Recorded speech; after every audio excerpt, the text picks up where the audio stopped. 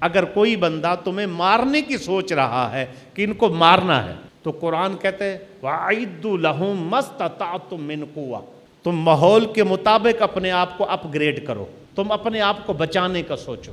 آپ کو محلے کا بدماش مارنا چاہ رہا ہے تو آپ محلے کے بدماش سے کیسے بچو گے؟ حکمت عملی سے بچو گے نا۔ وہ حکمت عملی کیا ہے؟ اپنے آپ کو مزید جوڑو، طاقت میں اضافہ کرو، اس کی جرأت نہ ہو آپ کی طرف دیکھنے میں۔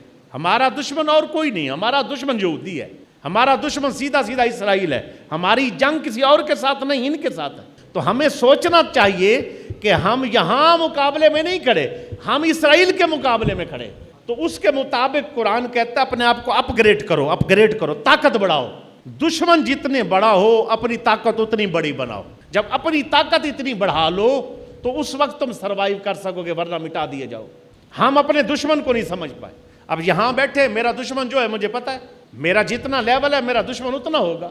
اس طرح آگے بڑھتے جائے، جتنی بڑی جماعت ہوگی اتنا بڑا اس کا دشمن ہو سکتا ہے۔ لیکن کچھ دشمن ایسے ہوتے ہیں نظریاتی دشمن۔ اسلام کا جو دشمن ہے، مسلمانوں کا جو دشمن ہے، اور جو مسلمانوں کے حق میں کھڑا ہوگا کشمیر میں، اس کا ہندوستان دشمن ہوگا۔ فلسطینیوں کا ساتھ دو گے اسرائیل دشمن ہو جائے گا، برما کا ساتھ دو گے بڈھسٹ دشمن ہو جائیں گے۔ اسی طرح اپنے آپ کو دیکھو کہ ہم کس جگہ پر کھڑے ہیں، طاقت کیسے بڑھانی ہے، کس طرح مضبوط ہونا ہے، پھر جا کر مقابلہ ہو سکتا ہے۔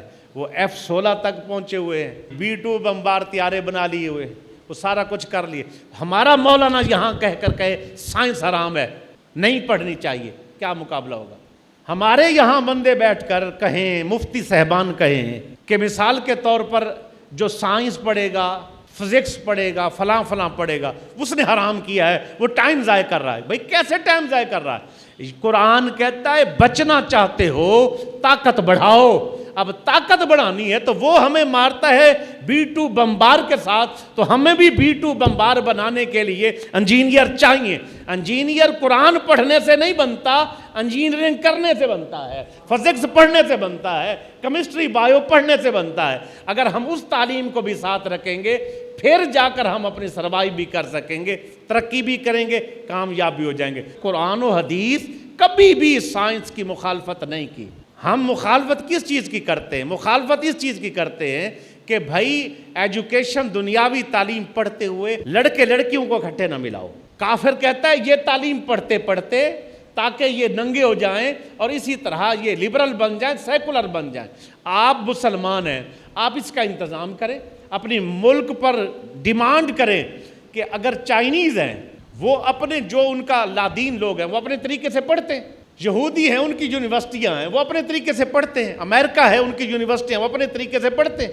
تعلیم، لینگویج، کوئی بھی علم ہے، اسلام اس کو نہیں منع کرتا، ٹیکنالوجی ہے حاصل کریں۔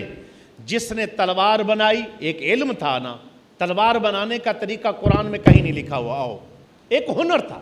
تیر بنانے کا طریقہ قرآن میں کہیں نہیں لکھا ہوا، ایک ہنر تھا، انہوں نے حاصل کیا۔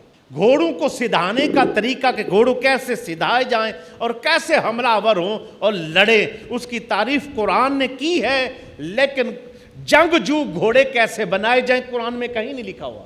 پھر اس جنگجو گھوڑے کو گھاس کھلانا بھی عبادت، اس کو پالنا بھی عبادت، اس کی دیکھ بھال کرنا بھی عبادت بنایا گیا۔ لیکن ہم لوگ اس قدر پیچھے فرق آ گیا ہے، اسی لیے ہم مر رہے ہیں، تفرقہ بازی کے اندر مر گئے۔ ہم اور آپ مل کر، ساتھی مل کر اس کی کوشش کریں گے تو برکت ملے گی، خیر ملے گی۔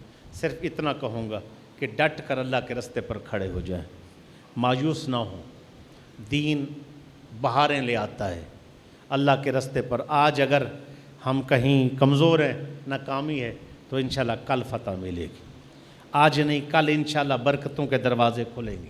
لیکن جو غلطیاں کی ہیں ان غلطیوں کو سدھاریں، بہتر کریں، پڑھے لکھے لوگوں کو آگے لے کر آئیں، جو ساتھی ہم سے دور ہیں ان کو ساتھ ملائیں، جہاں کہیں دین کا پیغام نہیں پہنچا ان تک پیغام پہنچائیں، جہاں کہیں مشن کا پیغام نہیں پہنچا ان تک پیغام پہنچائیں۔ دن رات کوشش کریں، انشاءاللہ بقایا جیسے ہمارے بزرگ کہہ گئے، ہم نہ صحیح، ہم دنیا میں چلے گئے کامیاب نہ ہوئے تو ہماری آنے والی نسلیں دین کی بہاریں ضرور دیکھیں گی۔